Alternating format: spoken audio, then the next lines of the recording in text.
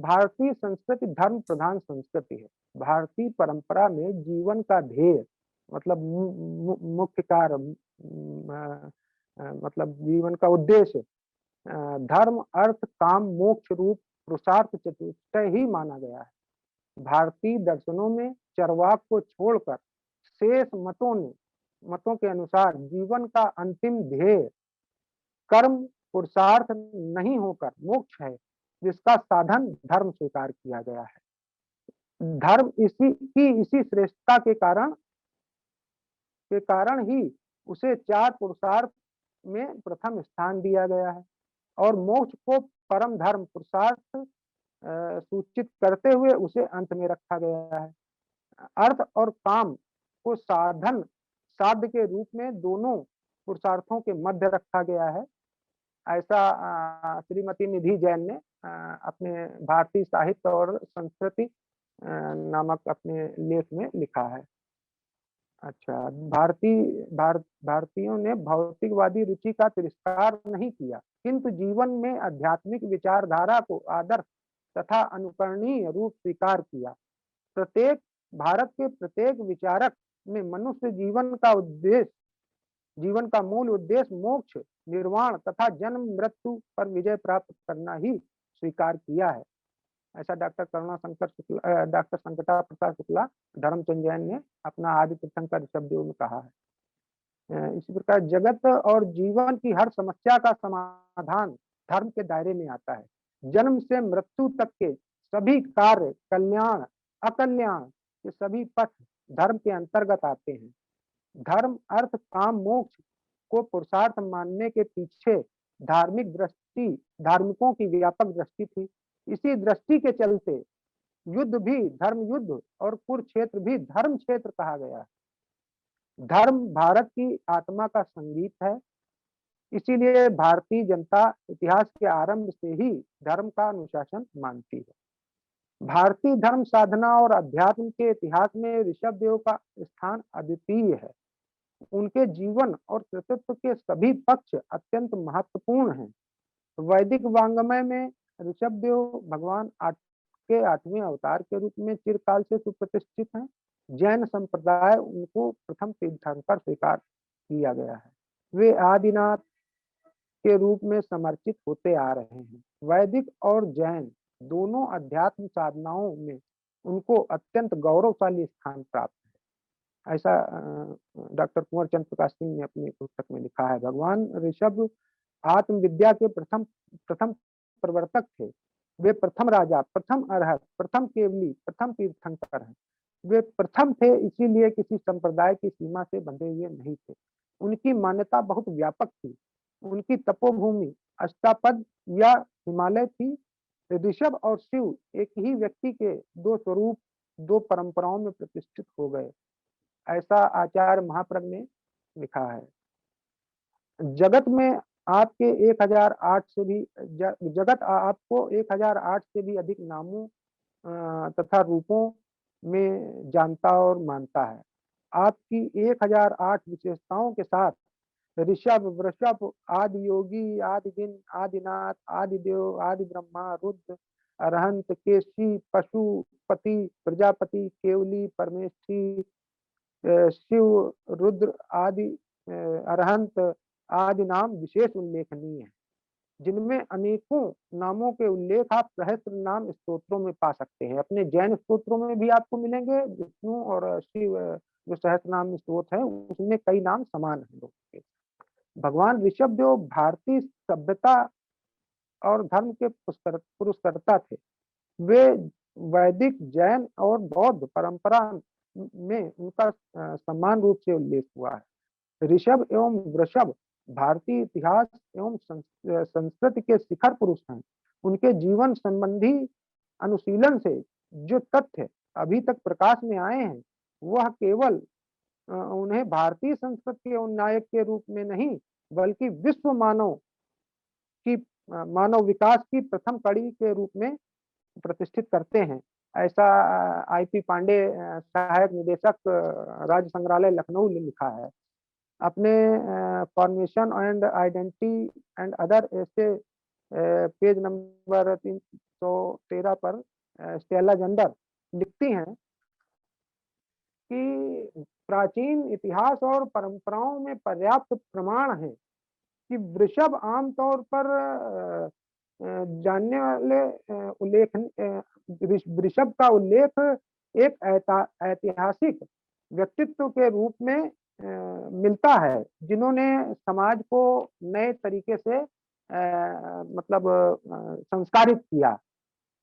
ऐसा Stella gender ने लिखा है। आर तीर्थंकर ऋषभदेव नामक पुस्तक में कामता प्रसाद जैन ने लिखा है कि विश्व की कई संस्कृतियों में ऋषभदेव की मान्यता के संदर्भ दिए हैं। पूर्व में चीन और जापान उनके काम और नाम से परिचित है। चीनी त्रिपिटक में उनका उल्लेख मिलता है। जापानी उनको रोक्षा कहकर पुकारते हैं। मध्य एशिया में आप वृषभ बुलगार्ड के रूप में, कहीं रेशेफ के रूप में, कहीं वो या क्या नाम आपके अपोलो के रूप में, सूर्य देव के रूप में आदि तमाम रूपों में उनका पूरे विश्व में चर्चा किसी न किसी रूप में मिलती है। प्रोफेसर आर जी हर्षे ने bulletin of Deccan college research institute के खंड 3 में पृष्ठ 229 से 236 पर एक मतलब विश्लेषणात्मक लेख लिखकर इस साम्य को स्पष्ट किया है। उन्होंने बताया है कि आलसिफ साइप्रस से प्राप्त अपोलो सूर्य की ईसा पूर्व 12वीं सदी की मूर्ति, अपर नाम रेशेफ, उसके लेख से स्पष्ट होता है कि ये रेशेफ ऋषभ का ही अपभ्रंश है। ये भारतीय नरेश नाभि का पुत्र होना चाहिए। भगवान ऋषभदेव का व्यक्तित्व सभी प्रकार की परिपूर्णताओं का वो सुमेरु है, जिसके एक ओर वैदिक ज्ञान विज्ञान की भागीरथी प्रवाहित होती है, तो दूसरी ओर समय परंपरा की सरयू का उद्गम होता है। ये दोनों परंपराएं एक दूसरे की पूरक हैं। वे दोनों भारतीय संस्कृत के दो दिव्य नेत्रों के समान हैं। इन दोनों दृष्टियों की दुग्ध कुल्या में स्नान किए बिना भारतीय संस्कृत के आत्म तत्व की सम्यक अवगति नहीं हो सकती।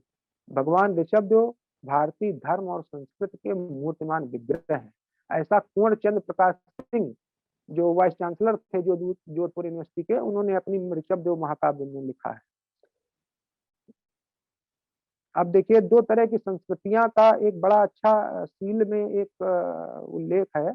उसको मैंने अपने एक और पेपर में प्रेजेंट किया था जो सिंधु सभ्यता का था। एक सील पर, कई सीलों पर ऐसे तमाम उल्लेख मिले हैं जो जैन परंपरा से जोड़े जाते हैं, जिसको मैं कुछ का संदर्भ आगे भी बताऊंगा आपको।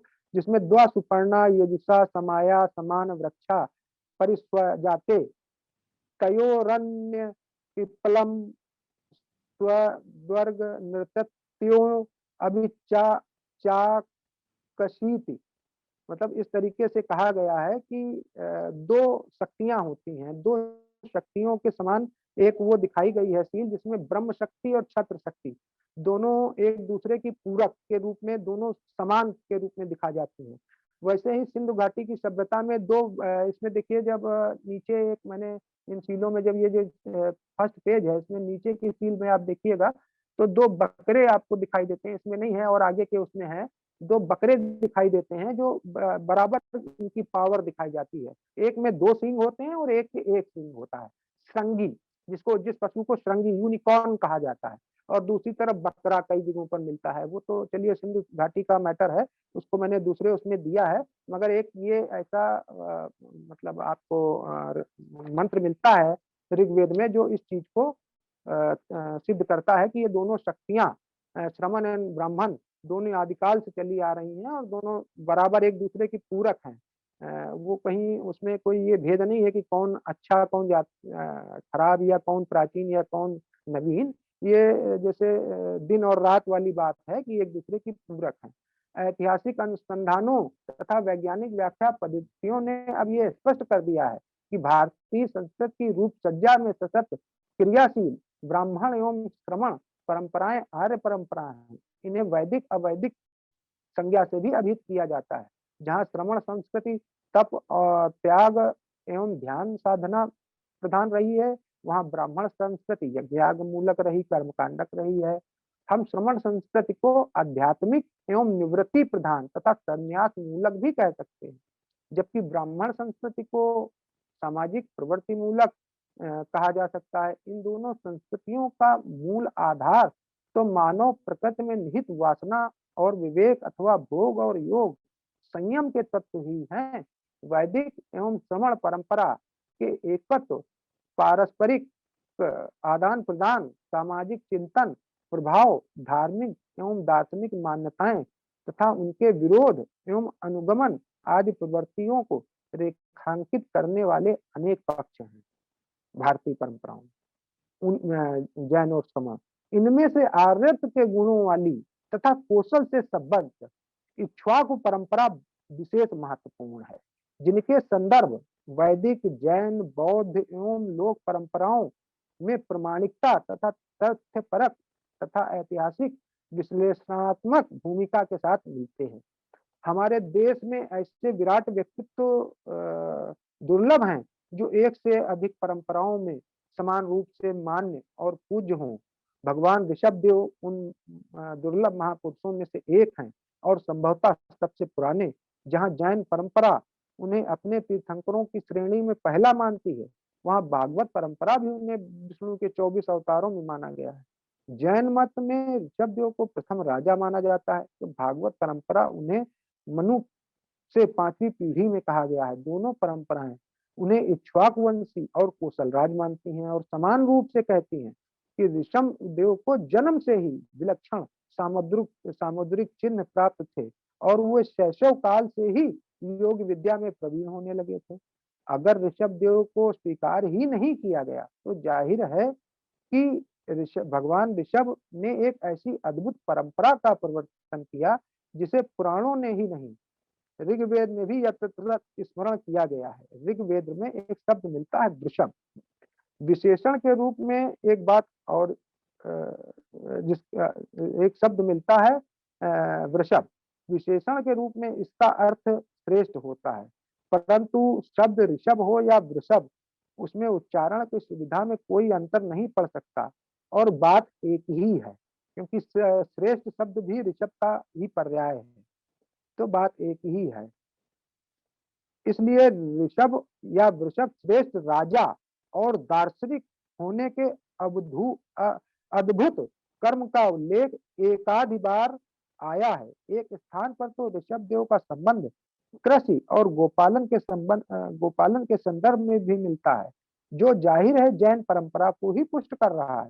सबसे महत्वपूर्ण बात तो यह है कि जैन परंपरा के सभी तीर्थंकर में अकेले भगवान ऋषभनाथ को ही केसी अर्थात सिर पे लंबे बालों से युक्त होने के कारण केशी कहा गया। ऐसी उनके मूर्तियों को केस सहित मिलते हैं। आज सेकंड वो चला दीजिए, सेकंड ऊपर चलाइए। देखिए ये जो अभी मैंने बताया ना कि कई मतलब अपने सभी परंपराओं में उन्हें किसी न किसी रूप में स्मृत एवं वैदिक और जैन परंपराओं में, बौद्ध परंपराओं में उन्हें स्वीकार किया गया है। अब जैसे ऋग्वेद में एक मंत्र है, एकम सद्विपदा बहुधा बदंती, एक ही सद्विप्र है, उसको कई रूपों में प्रस्तुत किया गया है या कई रूपों में कहा गया है। वही चीज हमारे पुरुषार्थ सिद्धि उपाय उसमें कहा गया है, एको देव सर्वभूतेषु गूढ़ा, मतलब वही बात यहाँ पर भी है, एक ही देवता है जो सभी गूढ़ विषयों के तत्व को जानता है। तो वो कौन सा देवता है? वो देवता है अरहत ऋषभ, अरहत और सिद्ध। देखिए मोक्ष प्राप्त करना, अभी मैंने आपको सबको बताया कि मोक्ष प्राप्त करना ही भारतीयों का अभीष्ट है, वो चाहे जैन हो, चाहे बौद्धिक हो, चाहे बौद्ध हो, ठीक, उनको मोक्ष। तो मोक्ष कैसे प्राप्त हो सकता है? कर्म योग या ज्ञान योग से। कर्म योग या ज्ञान योग, तो कर्म योग से अरहंत बनते हैं, अरहंता पुण्य फल से अरहंत बनते हैं जो तीर्थंकर आदि हैं अपने, और सिद्ध वो बनते हैं जैसे भरत हैं और बाहुबली हैं और जो जिन्होंने सिद्धत्व की प्राप्ति की। ऐसे बहुत सारे ऋषि मुनियों के उल्लेख हैं प्राचीन साहित्य में, जो जैन में भी मिलते हैं और वैदिक साहित्य में भी मिलते हैं, जिन्हें केवली माना गया है। तो केवली शब्द भी बहुत प्राचीन काल से आ रहा है, ऋग्वेद में भी है, अरहत शब्द भी है और सिद्ध भी है। तो मोक्ष प्राप्त करने के दो ही मार्ग, कर्म योग और ज्ञान योग। कर्म योग से आप अरहत बनते हो और ज्ञान योग से आप सिद्ध बनते हो। इसमें ज्यादा महत्व अरहंत को भी है। एक तरीके से हम बनना तो सिद्ध चाहते हैं, सभी सिद्ध बने बिना वो नहीं है, कल्याण सिद्ध ऐसे ही है। मगर पूजा हम अरहंत की करते हैं, क्यों? क्योंकि सिद्ध का मार्ग जो है, सिद्धत्व का मार्ग, सिद्ध प्राप्त करने, उस सिद्धि को प्राप्त करने का मार्ग, उस शिव कल्याणकारी पद, शिव कल्याणकारी पद को प्राप्त करने का मार्ग बताने वाले ऋषभ देव ही थे।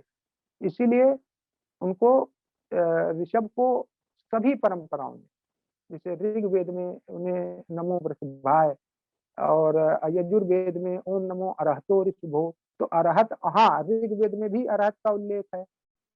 और इसी तरीके से और पुराणों में और मनुस्मृति में, स्कंद पुराण में वृषभो अयम जिनेश्वरा, शिव पुराण में वृषभो अयम जिनेश्वरा, और मनुस्मृति में युगादो प्रथमो जिना, वायु पुराण में ऋषभम पार्थिव श्रेष्ठ, मतलब सभी जीवधारियों में श्रेष्ठ है। आदि पुराण में वृषभ जगत ज्येष्ठो, वृषभ ही जगत के ज्येष्ठ हैं। तो इस तरीके से सिंधु घाटी में, और ये आपको मैंने कई दिखाए कि वृषभ देखिए इस तरीके से पूरे सिंधु घाटी में, मतलब आदिकाल से ही वृषभ सबसे महत्वपूर्ण पशु था सिंधु घाटी का भी। और उसी तरीके से वेदों में, पुराणों में, मनुस्मृति में, महाभारत में, गीता में कोई ऐसा साहित्य नहीं बचा है जिसमें ऋषभ का महिमा का वर्णन ना हो। थर्ड, पीपीटी थर्ड चेंज कर दीजिए। नेक्स्ट, अब ये देखिए, जैसे मैंने बताया कि अभी केसी वाली बात मैंने कही थी ना, कि उनकी सबसे बड़ी विशेषता दो तीन चीजें हैं। एक तो कंधे तक जटाएं, दूसरा दिगंबरत्व, और तीसरा है उनके वृषभ चिन्ह। दिगंबरत्व, कंधे तक जटाएं और वृषभ चिन्ह, ये तीन चीजों से उनकी पहचान होती है।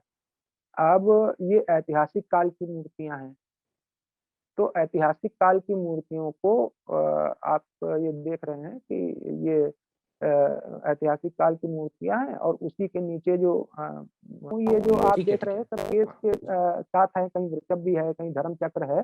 इस तरीके से ये ऐतिहासिक काल की मूर्तियां हैं। अब ये जो नीचे वाली मूर्तियां हैं, भारत में सबसे प्राचीन प्रतिमाएं, अभी तक हम लोग ये मानते थे कि सबसे प्राचीन प्रतिमाएं जो लोहानीपुर से मिली, सबसे पुराने जो अवशेष हैं जैन धर्म के, ऐतिहासिक प्रमाणिक, वो सबसे प्राचीन अभी तक जो माने जाते थे वो लोहानीपुर के माने जाते थे, मथुरा के माने जाते थे। मगर अब मैं आपको ये सबसे पहली बार, एक दो बार मैंने ही दिखाया है, ये मैं दिखा रहा हूँ, ये अयोध्या के अवशेष है। ये भारत की प्राचीनतम जिन प्रतिमा मानी गई है, ये वाली जो सबसे किनारे नीचे के चार जो उसमें है, और उसी के बगल में जो सिक्का है, उस सिक्के पर वृषभ आदि चिन्ह बने हैं जो इक्ष्वाकु राजाओं के हैं वहां के। उनकी विशेषता ये रहती थी कि उसमें नाम देव ही, धनदेव, विशाख देव, ये सब नाम जुड़े रहते थे, और वो सब इक्ष्वाकुओं ही की वंशज थे। उस पर मेरा अभी काम चल रहा है अयोध्या पर, बहुत बड़े मैं बहुत नई तथ्य उसमें भी मैं आपके सामने काफी चीजें लाऊंगा अगले वक्तव्यों में सिंध घाटी पर और उससे। तो ये अयोध्या से अभी हमें काफी प्रमाण मिले हैं। नेक्स्ट, जो सबसे प्राचीन है 4th सेंचुरी बीसी के, मतलब 2400 साल पुराने। अब हम आते हैं सिंधु घाटी की सभ्यता पर। अब सिंधु घाटी की सभ्यता में भी पहले ये वही धड़ किनारे वाला जो है दिखाया जाता था, या एक आध शीलों को दिखा करके ही, मतलब वो उसको जैन परंपरा से जोड़ा जाता था। मगर अब बहुत सारी मूर्तियां मिल चुकी हैं, जिसके लिए मैं उस पर तो आपको पीपीटी ही दिख रहा है, और मैं कुछ आपको और दिखाना चाहूंगा। ये एक नई पुस्तक आई है, ये मेरे मित्र हैं डॉक्टर ब्रजेश रावत, लखनऊ के ही हैं, शकुंतला विश्वविद्यालय में जुड़े हुए हैं, मतलब शकुंतला विश्वविद्यालय में असिस्टेंट प्रोफेसर हैं। उनकी एक बहुत रिसर्च फुल बुक है, जैन मूर्तियों का उद्भव एवं विकास। जो भी, जिसको भी जैन इतिहास, पुरातत्व और उन चीजों में रिसर्च में इंटरेस्ट हो, वो इसको जरूर ले। और अभी ये 2017 में ही प्रकाशित हुई है, बिल्कुल जल्दी का ही पब्लिकेशन है। ये आप लोगों को दिख रही है? पहले ये बताइए, पुस्तक जैन मूर्तियों का उद्भव एवं विकास। नील जी दिख रही है? जी जी जी शैलेंद्र जी। हेलो। जी जी। हाँ हाँ, तो ये जिसको चाहिए होगा वो डिटेल में बता दूंगा, BR पब्लिकेशन से है, इसको जरूर मिलिए, इसमें बहुत सारी चीजें आपको प्रमाणिक मिलेंगी। ठीक है। जी जी। ऐतिहासिकता के विषय में और पुरातत्व के विषय में काफी नई जानकारियां हैं, संग्रहित हैं। तो इस तरीके से अब उसकी मैंने कुछ पिक्चर्स उसमें से भी ली है। और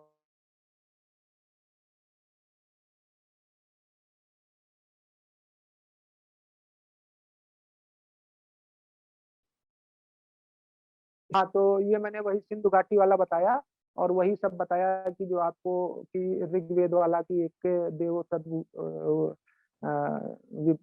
विप्रा वदंती, और वही पुरुषार्थ सिद्धि उपाय में भी एक ही मूल है। तो सिंधु घाटी सभ्यता में आपको मैंने दिखा दिया, वेदों में मैंने आपको बताया कि इस तरीके से मिलते हैं। तो सिंधु घाटी सभ्यता के गहन अध्ययन कर और विश्लेषण कर आचार्य विद्यानंद जी ने अपनी पुस्तक मोहनजोदड़ो जैन परंपरा प्रमाण में लिखते हैं कि भारतीय इतिहास एवं संस्कृति और साहित्य ने इन तथ्यों को पुष्ट किया है कि सिंधु घाटी की सभ्यता जैन सभ्यता थी। जैन धर्म प्राग ऐतिहासिक और प्राग वैदिक और भारत में योग परंपरा का प्रवर्तक है। जैनों के प्रथम तीर्थंकर ऋषभदेव अध्यात्म एवं आत्मविद्या के प्रवर्तक थे। यह तथ्य मोहनजोदड़ो की सीलों से भी प्रमाणित होता है।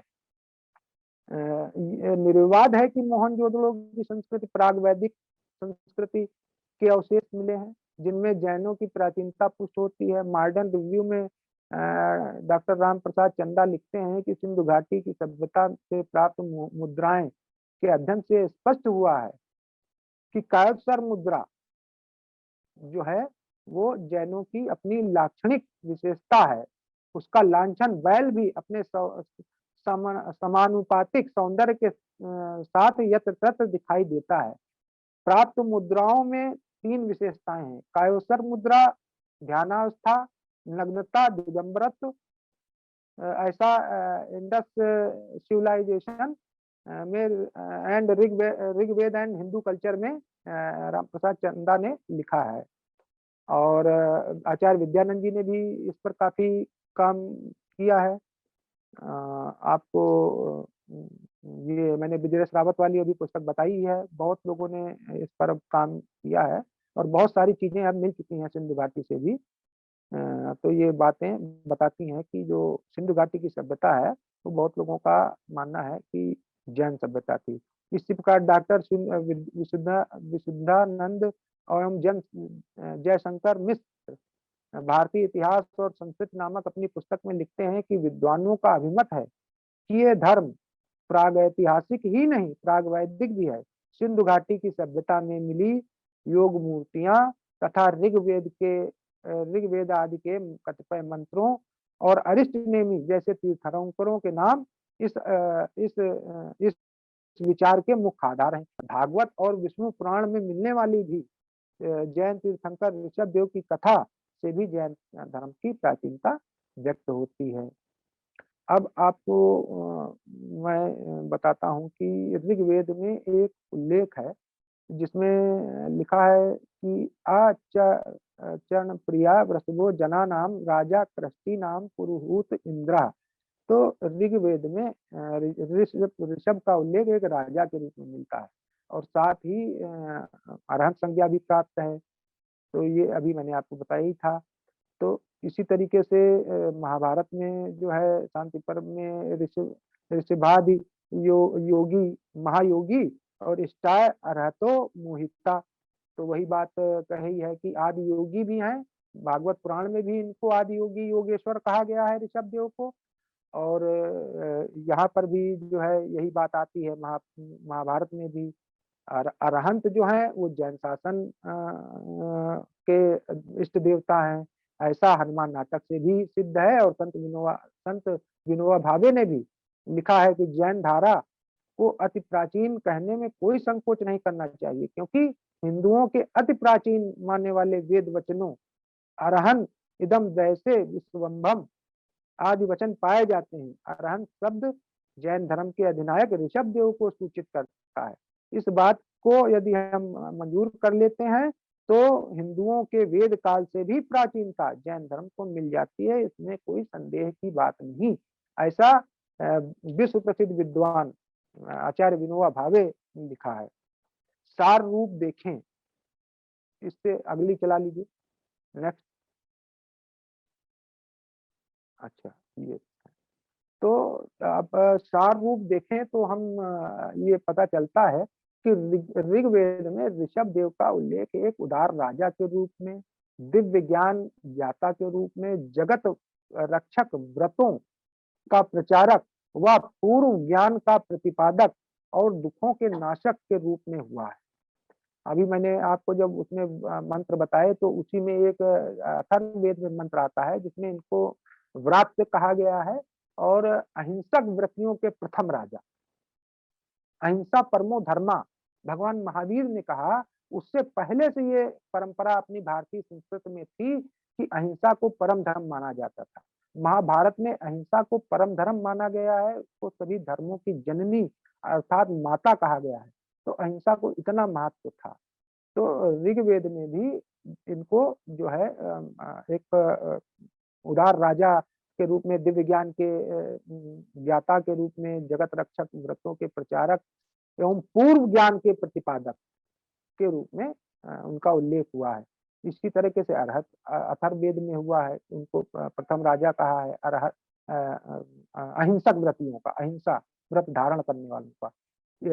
इसी इसी इससे ऋषभ के संदर्भ में यह स्पष्ट होता है कि वह एक उदार और योगी पुरुष थे जो अपनी प्रजा एवं तपस्वियों की रक्षा करते थे।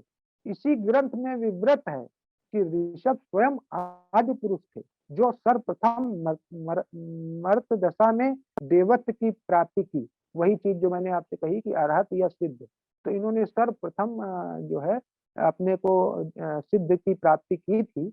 और अरहत तो ये जन्म से ही हुए थे। कुछ लोग होते हैं इसमें जो अरहत और सिद्ध दोनों होते हैं, जो तीर्थंकर ही होते हैं, वो 24 ही होते हैं जो अरहत और सिद्ध दोनों होते हैं। और बहुत लोग होते हैं जो सिद्ध ही होते हैं और बहुत लोग होते हैं जो अरहत अरहत तो खैर सिद्ध होते ही हैं, अरहत तो सिद्ध होते ही है, मगर सिद्ध सारे अरहत नहीं होते हैं। क्योंकि अगर दोनों एक ही हो जाएंगे तो फिर दोनों का अलग अलग कोई मतलब नहीं। तो केवली दो ही कहे गए, अरहत और सिद्ध, दो ही केवली हो सकते हैं आप, तीसरे नहीं। मोक्ष के दो ही मार्ग हैं, अरहत या सिद्ध। तो इस तरीके से इनको एक योगी पुरुष और प्रजा और अपने इनको तपस्वियों के रक्षक कहा गया है। इसी ग्रंथ में बताया कि देवत्व की प्राप्ति अर्थात ऋषभ को आदि पुरुष की संज्ञा प्रदान की गई है।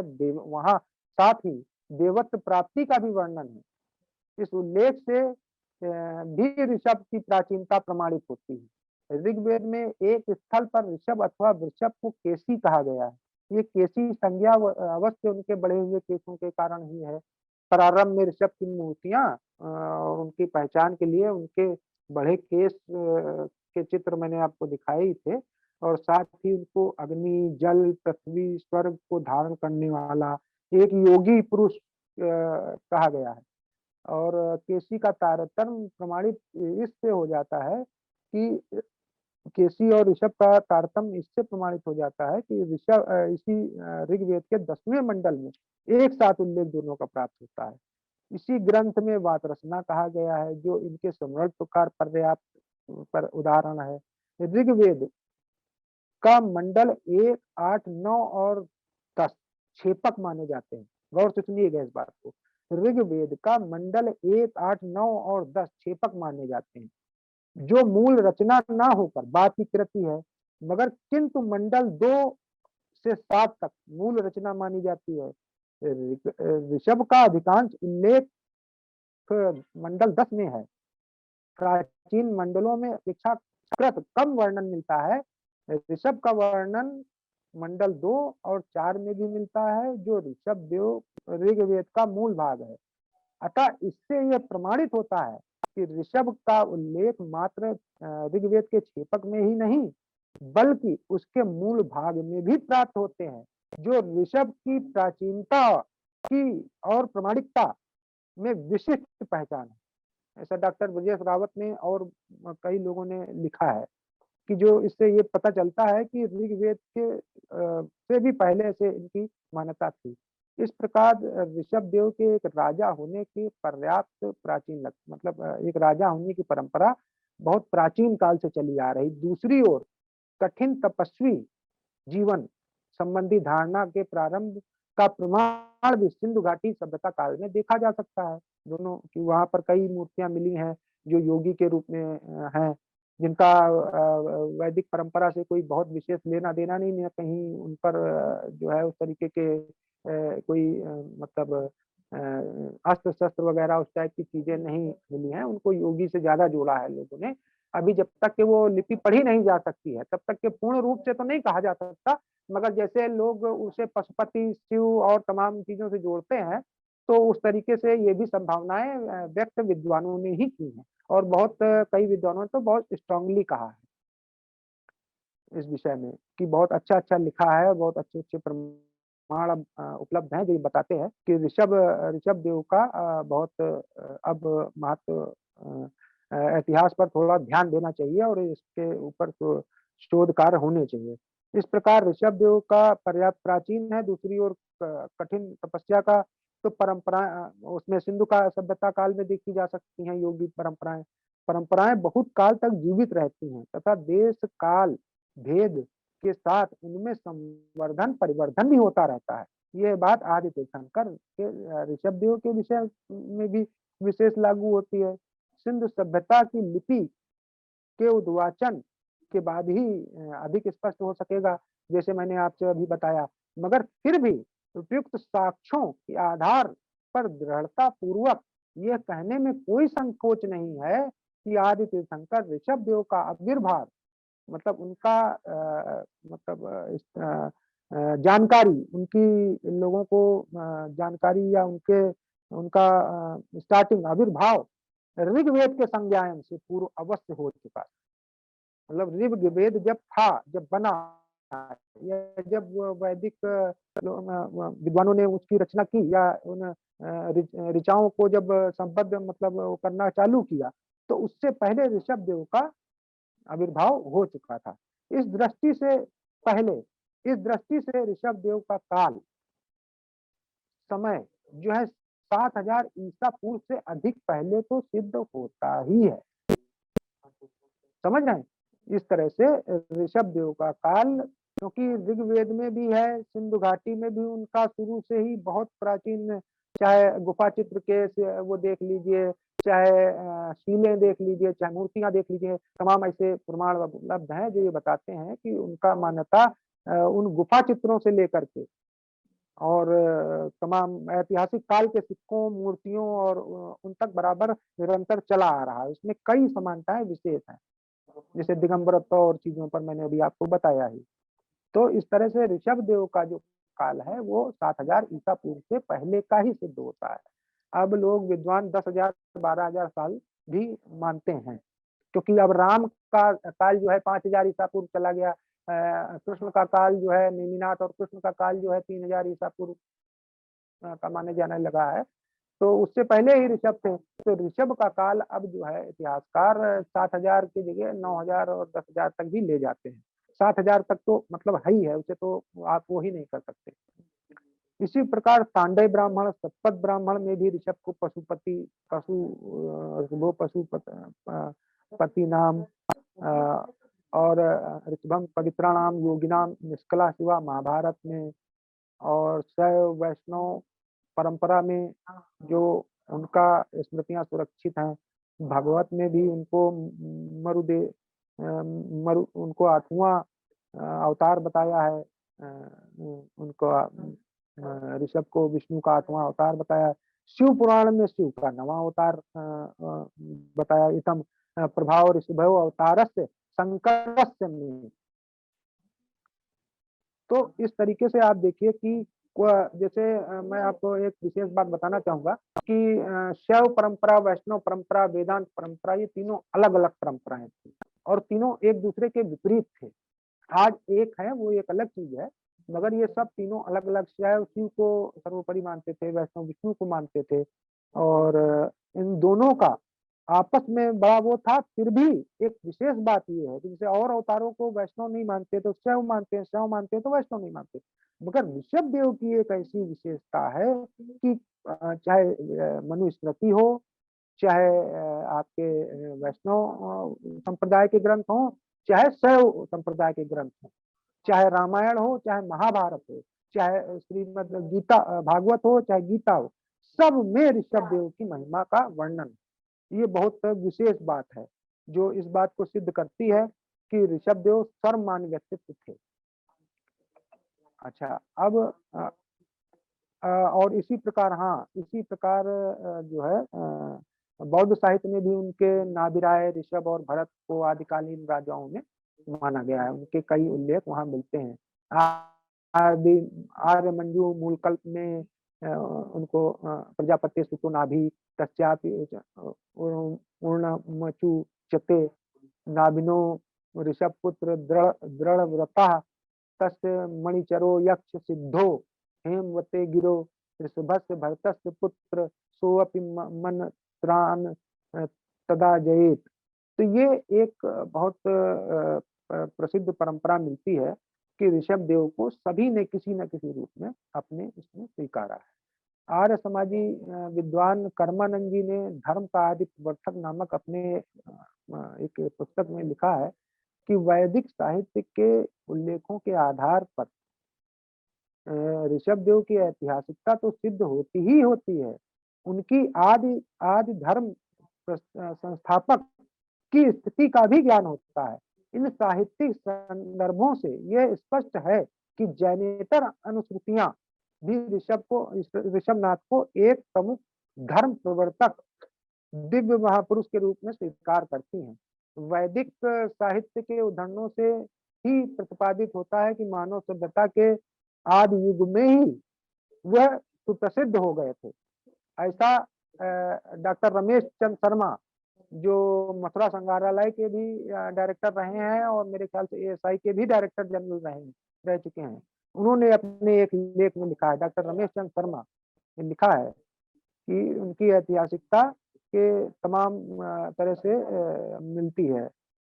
तो जिनका, हाँ सुप्रसिद्ध हो चुके थे, आदि युग से ही सुप्रसिद्ध हो चुके थे ऋषभ देव, जिसका सत्यापन मथुरा में मिली प्रथम शती की मूर्तियां और कुछ सीमा तक सिंधु घाटी की सभ्यता की मूर्तियां करती हैं। प्राचीन ब्राह्मण साहित्य में भी जितना उल्लेख ऋषभ का हुआ है उतना अन्य किसी तीर्थंकर का नहीं है। इसीलिए ऋषभ के ऐतिहासिक न होने का भ्रम अब नहीं रह जाता, ऐसा डॉक्टर ब्रजेश रावत ने लिखा है। अच्छा, अब मैंने आपको अभी बताया ही था कि चौथी पांचवी सदी ईसा पूर्व की जो वहां से अयोध्या से जो मूर्ति मिली है उसको जिन केवलिन माना है। बीबीलाल ने, जो डायरेक्टर जनरल ऑफ आर्कोलॉजी रह चुके हैं पूरे भारत के, और अयोध्या की जो खुदाई कराई थी वो उन्हीं के अंतर्गत हुई थी। उन्होंने ही उसको जो है जिन केवलिन प्रतिमा माना है और 4th सेंचुरी बीसी माना है, तो सबसे प्राचीनतम वो हुई।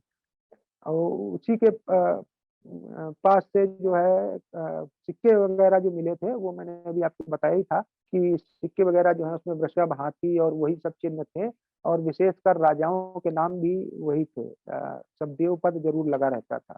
सत्ता जो बदलती थी मगर अपने जो वृषभ चिन्ह था वो नहीं बदला काफी दिन तक। अयोध्या में 12वीं सदी में अफगान सेनापति ने शाह मोहम्मद गोरी के छोटे भाई मखदूम शाह गोरी ने आक्रमण करके इनके जो अयोध्या में इनका जो जन्म स्थान था, जो मंदिर था, उसको गिरा दिया था। ये घटना है 1100 की, जो आज भी आपको शाहजूरन का टीला कहलाता है, अयोध्या में आज भी मौजूद है। कोई भी भाई आप लोग जाएं तो वहां जरूर दर्शन करें। उसी के आगे थोड़ा ऋषभ देव का एक छोटा सा मंदिर बन गया था उसी के कुछ समय बाद ही, मगर अब जो है वहां पर बहुत बृहत रूप से जो है बड़ी वो तैयार करने की योजना चल रही है। ये जो बीच की है ये वहीं की है। ये शाहजूरण का टीला कहलाता है। मैं बड़ा वाला आपको दिखाता हूँ, जो ये है, ये शाहजूरण का टीला है। ये वाला जो है ये शाहजूरण का टीला है। जिसपे भगवान आदिनाथ का बहुत विशाल मंदिर था। ये बात मैं नहीं कह रहा हूँ, अयोध्या गजेटियर फैजाबाद गजेटियर, जो अब अयोध्या गजेटियर कहलाएगा क्योंकि नाम बदल चुका, उसमें दर्ज है। और कई इतिहास की पुस्तकों में ये बात दर्ज है कि 1100 में जब राम मंदिर को तोड़े जाने की घटना और स्थान दोनों अलग है। इस बात पर गौर कीजिएगा कि राम मंदिर बना था रामकूट में। ऋषभ देव का ये जो मंदिर था, ये स्वर्ग द्वार मोहल्ला है, उसमें है। वो जगह अलग है, ये जगह अलग है। रामकोट में राम मंदिर था जो 1500 में तोड़ा गया।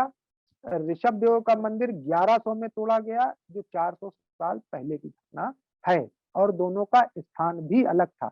हमारा आज भी जो है वो जगह खाली पड़ी है, उसी के बगल में एक छोटा सा मंदिर ज्ञानमती माता जी के ने अभी उसको मंदिर करा दिया। पहले टोंक जो है वो नवाबी पीरियड में बन गई थी।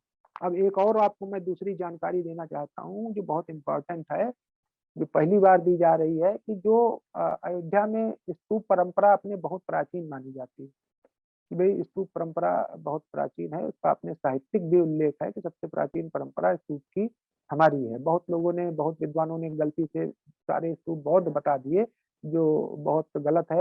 अब लोग रिसर्च करके काफी लोग उसको सामने ला रहे हैं इन चीजों को, कि ये जो अशोक वाला चिन्ह भी है, ये जो नीचे पशु बने हैं, वो केवल जैन परंपरा के साथ ढंग से जुड़ते हैं। बाकी घुमा फिरा के तो आप किसी से भी जोड़ सकते हैं, मगर जिस तरीके से जितना आसानी से वो जैन परंपरा से जुड़ते हैं और किसी से नहीं जुड़ते, उन सब पर भी काम चल रहा है।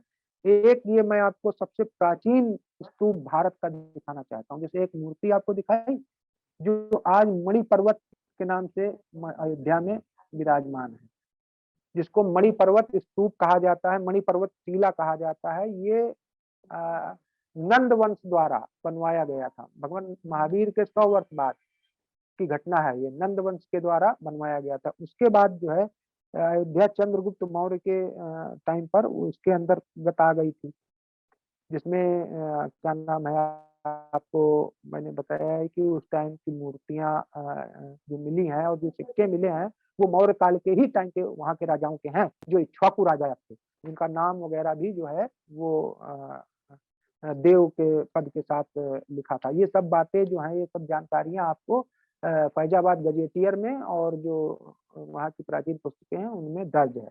ये ऐतिहासिक जानकारियां हैं।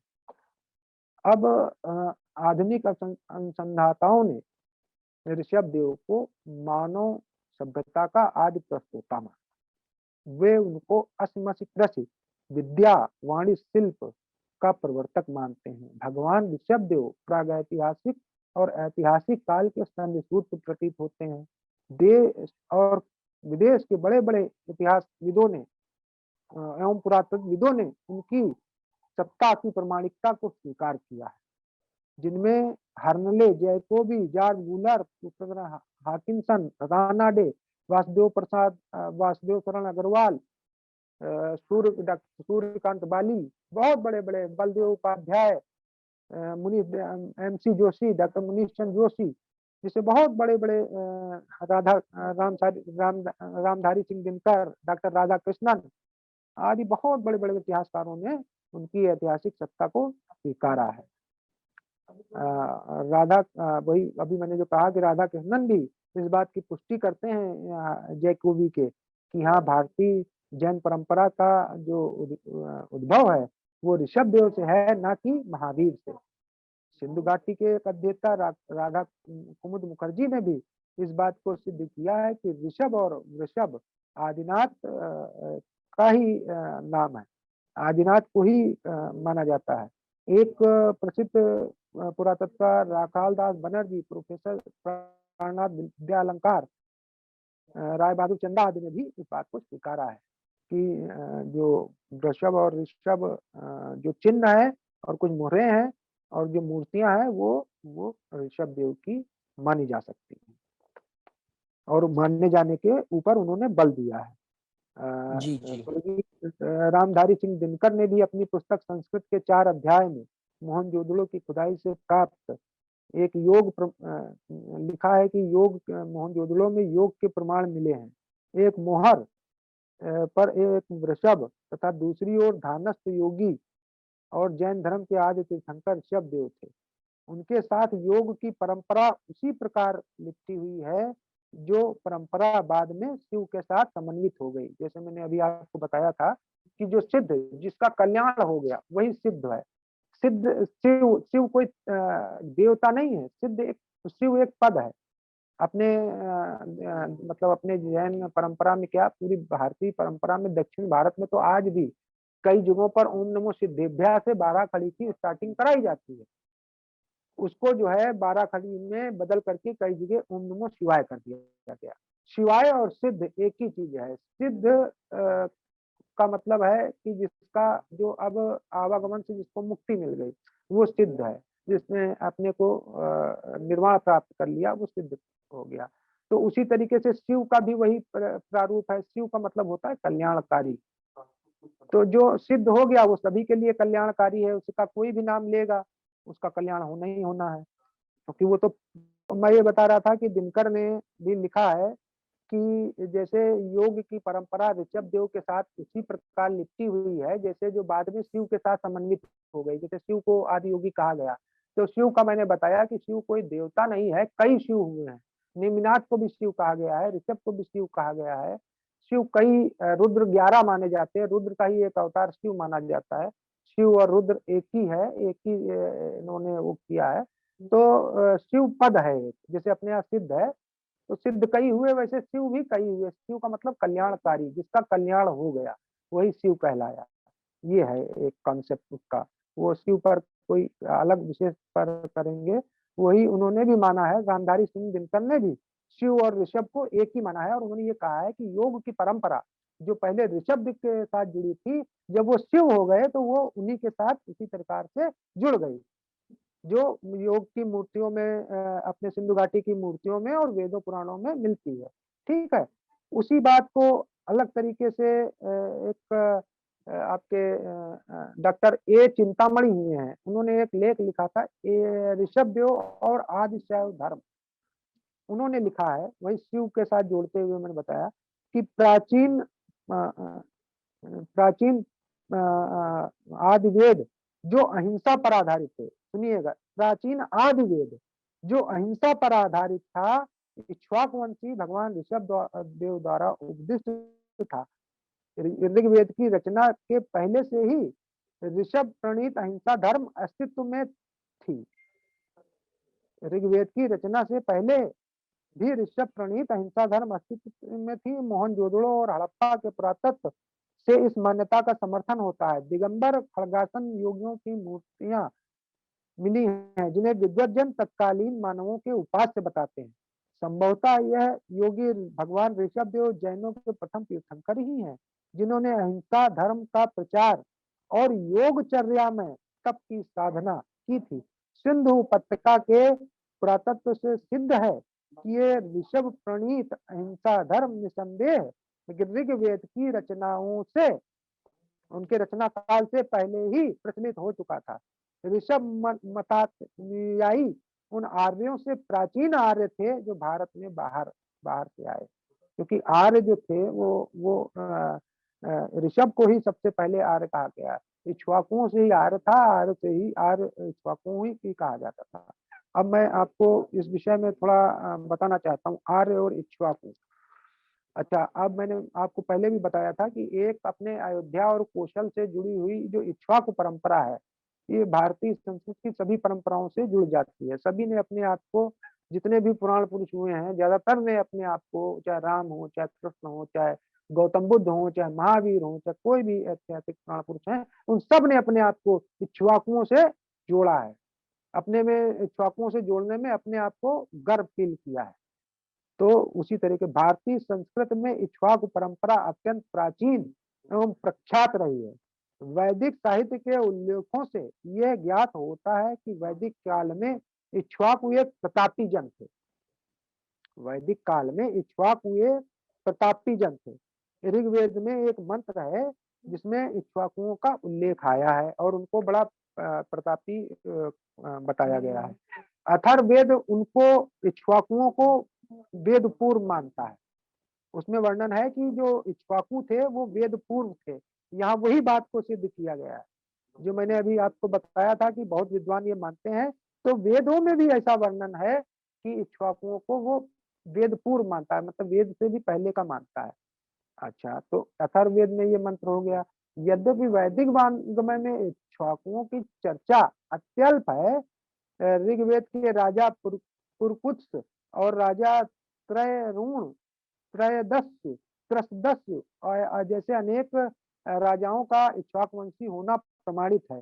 इस वंश में अनेक प्रतापी राजा हुए हैं जिनकी राजन्य परंपरा का उल्लेख वैदिक, महाकाव्य, पौराणिक, जैन और बौद्ध साहित्य में भी मिलता है। ब्रह्मांड पुराण में लिखा है, ब्रह्मांड पुराण में इक्ष्वाकु परंपरा का इतिहास वर्णित है, जिसमें स्पष्ट उल्लेख मिलता है कि इक्ष्वाकुवंशी ऋषभ देव ने उत्तम क्षमादि 10 लक्षण तप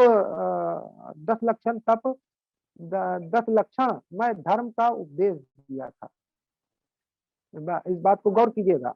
ब्रह्मांड पुराण में इक्ष्वाकु परंपरा का इतिहास वर्णित है, जिसमें स्पष्ट उल्लेख मिलता है कि इक्ष्वाकुवंशी ऋषभ देव ने उत्तम क्षमादि 10 लक्षण में धर्म का उपदेश दिया था और उनको वहां पर महादेव कहा गया है। ऋषभ देव को महादेव कहा गया है और केवल ज्ञान प्राप्ति के लिए ये भी लिखा है कि यही वी इक्ष्वाकु कुलोद भवेन नाभिसुतेन मरुदेव्या नंदनेन महादेवेन ऋषभेण धर्म 10 प्रकारो स्वमेव क्षीण केवल ज्ञान लाभाच्य प्रवर्तिता। मतलब केवल ज्ञान प्राप्ति के लिए उन्होंने 10 प्रकार के धर्मों का प्रवर्तन भी किया और उसका प्रचार भी किया दूसरों के लाभ के लिए। इसका अर्थ है वही जो अभी मैंने बताया आपको। अच्छा, मनुस्मृति में भी यही 10 धर्मों का उल्लेख है। मनुस्मृति में भी वही 10 धर्म, घृति, क्षमा, दम, सत्य, शौच, इंद्रिय निग्रह, ये सत्य, क्रोधो, दशकम धर्मम लक्षणम, ये मनुस्मृति का है। इसी प्रकार जैन ग्रंथों में भी तत्वार्थूर्थ में भी उत्तम, क्षमा, मार्दव, शौच, सत्य, संयम, त्याग, अकिंचन वगैरह, ब्रह्मचर्य वगैरह, ये वही 10 धर्म माने जाते हैं। भारतीय या पाश्चात्य परंपरा जितनी भी धार्मिक परंपराएं उनमें 10 धर्मों की चर्चा जरूर है। जैसे अपन लोग, मैंने बताया कि जैन लोग उसको 10 लक्षण धर्म कहते हैं। वैदिक लोग मनुस्मृति में भी 10 लक्षण धर्मों का उल्लेख है। ब्रह्मांड पुराण का मैंने बताया ही कि वहां तो उल्लेख ही है कि केवल ज्ञान प्राप्ति के लिए इक्ष्वाकुवंशी ऋषभ देव ने ही 10 प्रकार के धर्मों को चलाया भी और मतलब उसको प्रचारित भी किया, मतलब इस्तेमाल भी किया, खुद भी केवल ज्ञान लाभ किया और जगत को बताया भी, दोनों काम किए। ये ब्रह्मांड पुराण बताता है। तो ये 10 धर्म वही मूल, ये भारतीय संस्कृति का मूल बने और यही जो है विदेशों में गए। जैसे मैंने अभी अपने जैन धर्म का तो बता ही दिया, वैदिक धर्म का भी बता दिया, मनुस्मृति का भी, ब्रह्मांड पुराण का भी। विदेशी इनसे 10 कमांडेंट के रूप में परिचित। जैसे सिंधु घाटी की सभ्यता में अभी मैंने आपको दिखाया, वैसे विश्व में भी वृषभ को, पशु को भी वो मानते हैं। ये देखिए गोबेकली, इसको रोके, गोबेकली टेपे दक्षिणी टर्की में 9000 ईस्वी पूर्व का ये है ऐतिहासिक वो है, जिसमें दिगंबरत्व भी है और वो भी है, क्या नाम है, पशु भी है, उनको वो माना जाता है। इसी तरीके से नीचे एपिस बुल, तो उसी तरीके से और जगहों पर भी ये सब मिलते हैं प्रमाण, जिनसे ये पता चलता है कि ऋषभ देव ही भारतीय संस्कृति नहीं, पूरी विश्व व्यवस्था के जनक माने गए हैं। ये भी मानता है कि सृष्टि की रचना एक सांड से हुई थी। वो सांड पता नहीं कहां से आया था, शायद आसमान से उतरा था और अनंत समंदर के बीच आकर उसने मानव की रचना की।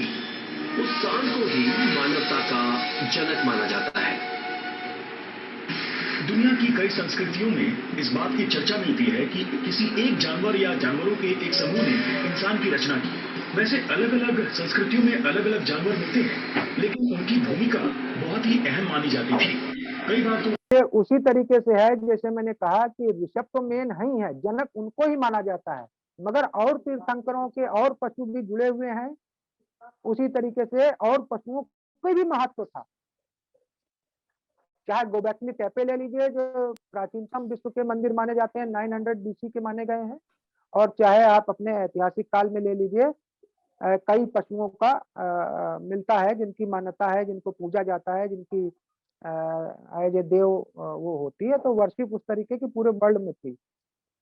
जी जी सबके जी इष्ट अलग अलग होते हैं, जैसे सबके इष्ट अलग अलग होते हैं, कोई पार्श्वनाथ की जी बनवाता है, कोई नीलनाथ की, कोई इसी तरीके से, कोई वृषभ को फर्स्ट मानता है, कोई और को मानता है, बस ये है फर्क और कुछ नहीं।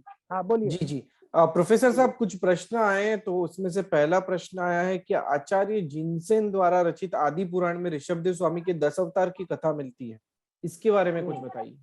तो वो जी उनके शैलेंद्र जी। पूर्व 10 भवों की वो है, 10 भव के बाकी अवतार तो हो ही नहीं सकता, जब तीर्थंकर हो गए तो अवतार थोड़ी होता है। जी जी जी जी मैं इस पर बिल्कुल। एक ये कॉन्सेप्ट उनका क्लियर कर दूं कि अपने यहाँ जैसे माना जाता है कि खाली निवृत्ति का ही, जैन दर्शन पूरा निवृत्ति पर ही है फोकस उसका, जबकि फर्स्ट प्रवृत्ति है तब निवृत्ति है। जैसे श्रावक एंड श्रमण, बिना श्रावक के न कौन श्रमण बनेगा, और श्रमणों की चर्या कैसे चलेगी।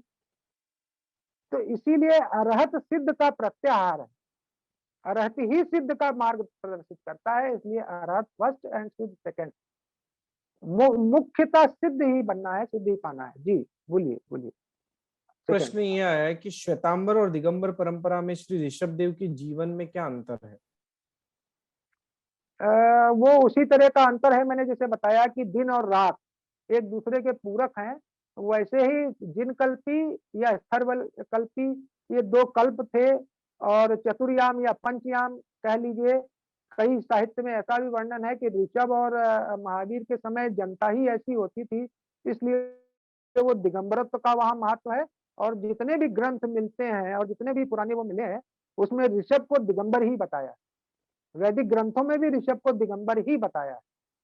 ठीक है, तो फर्स्ट तो वही माना जाता है, और बाकी परंपराएं दोनों ही थी आदि काल से ही, क्योंकि ऋषभ ने एक ही धर्म नहीं बताया था। ऋषभ ने पहला श्रावक, देन श्रमण, वही आप कह लीजिए कि चाहे उसको श्वेतांबर दिगंबर तब नाम नहीं होंगे, मगर पक्ष आदि काल से ही 2 थे। क्योंकि जब आप किसी बात को, धर्म है तो अधर्म है, एक दूसरे के पूरक हैं, दिन और रात। जैसे जैसे सांप और जो वो होता है, उसमें कोई बैर, वो बैर नहीं, वो जन्मजात वो है, वो जन्मजात प्रक्रिया है, वो एक दूसरे के पूरक हैं। भाई बिना गर्म के ठंडे का कैसे पता चलेगा, ब्लैक के आप व्हाइट कैसे जानेंगे। तो dark energy and white energy, मतलब दोनों तरह की एनर्जी होती है। उसी तरीके से श्वेतांबर और दिगंबर, श्रमण जिन कल्पी एंड श्रावल कल्पी, चतुर्याम पंचयाम। ओके, एक बस प्रश्न यही और फर्क आया है है। मेरी समझ से। बाकी बाकी देखिए मान्यताओं का फर्क है थोड़ा बहुत, जो वो अपने मान्यताओं का है, किसी ग्रंथ में कुछ है, किसी ग्रंथ में कुछ है, कोई विशेष ज्यादा फर्क नहीं मिलता, आदि राजा ही वहां पर है। हाँ बोलिए। प्रश्न ये भी आया है कि ऋषभदेव का निर्वाण स्थल अष्टापद माना जाता है, कुछ लोग हाँ तिबेट में स्थित कैलाश पर्वत को अष्टापद मानते हैं, आपका इस हाँ विषय के ऊपर क्या मानना है। बिल्कुल बिल्कुल बिल्कुल, कैलाश अष्टापद वही है, और बहुत रिसर्च उस पर हो चुकी है। मैं तो यहाँ लेक्चर भी करा चुका हूँ अपने लखनऊ विश्वविद्यालय में 4-5 साल पहले। एक डॉक्टर लता बोथरा है, आपके कलकत्ता की, उनका बड़ा रिसर्च है इसी पर। उनकी एक पुस्तक मैं आपको दिखा देता हूँ, जिसका नाम है आदिनाथ ऋषभदेव और अष्टापद, डॉक्टर लता बोथरा, कोलकाता।